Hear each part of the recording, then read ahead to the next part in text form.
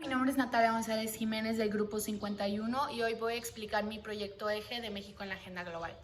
Lo primero que hice en este proyecto eje fue responder la pregunta de qué entendí sobre el tema del reto acorde al análisis inicial, que básicamente describí que entendí la importancia de capacitar a los jóvenes mexicanos y la importancia del trabajo en México que puede impulsar una sociedad y la economía y también puede mejorar cómo se siente una persona, el desarrollo de una persona y también que tiene mucho que ver con los derechos humanos.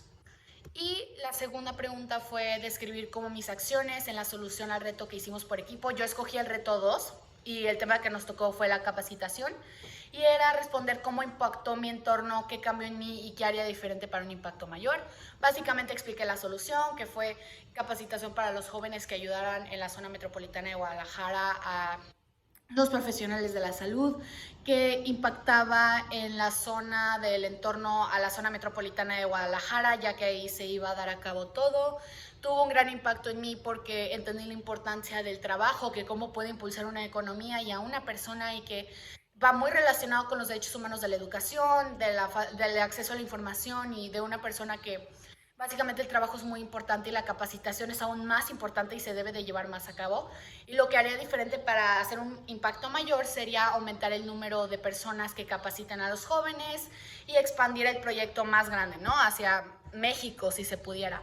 Después, la pregunta 3 era crear otras 3 preguntas que ayudaran a ampliar la relación entre el reto que elegí, que fue el 2, y los derechos humanos, que también lo elegí.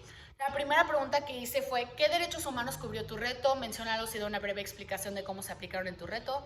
Básicamente expliqué que trata el derecho a la libertad de trabajo, profesión, industria o comercio, el derecho de acceso a la información, el derecho a la educación y el derecho a la salud, que todo viene escrito en el documento del proyecto eje. La segunda pregunta que hice fue, ¿por qué es tan importante dar capacitaciones y cómo se relacionan con los derechos humanos de tu reto? Que básicamente las capacitaciones van súper relacionadas con el derecho a acceso a la información y la educación. Y la tercera fue cómo es que la falta de capacitaciones afecta a los derechos humanos de una persona, que básicamente es cuando las personas no respetan sus derechos humanos, es básicamente por la falta de información. Entonces es súper importante que las personas puedan darse cuenta de esto, si no, van a ser manipulados por la corrupción y tiranía de México porque no vienen preparados y no tienen capacitaciones.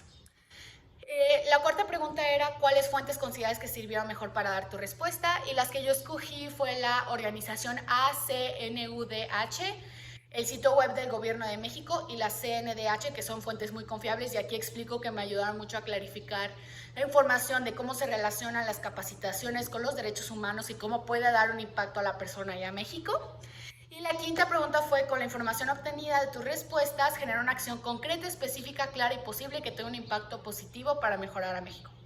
Lo que propuse fue cursos interactivos que sean implementados como una materia más para escuelas privadas y de gobierno donde los niños y jóvenes se informen de la importancia de sus derechos humanos.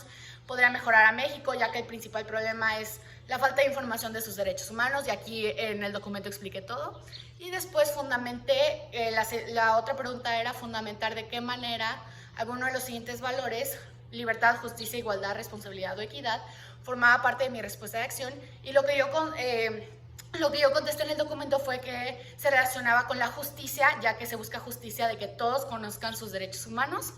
Después, en un mensaje de 1 minuto, tuve que explicar mi propuesta de acción y poner el link de YouTube y básicamente era convencer a los demás de que siguieran la propuesta.